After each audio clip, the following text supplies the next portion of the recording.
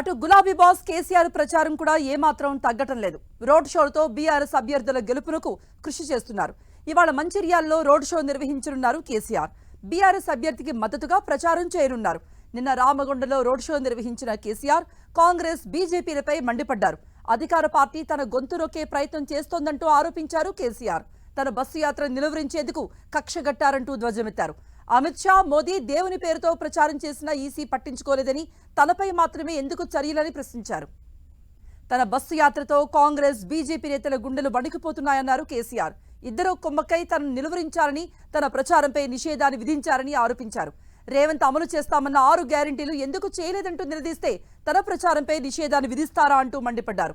రాష్ట్రంలో చేనేత కార్మికులకు ఆర్డర్లు ఇవ్వడం లేదని, గత ప్రభుత్వం ఇచ్చిన ఆర్డర్ల బిల్లులు కూడా చెల్లించడం లేదని, నేతన్నలు బలవన్మరణాలు చేసుకుంటున్నారని ప్రశ్నించడం వారికి నచ్చడం లేదన్నారు.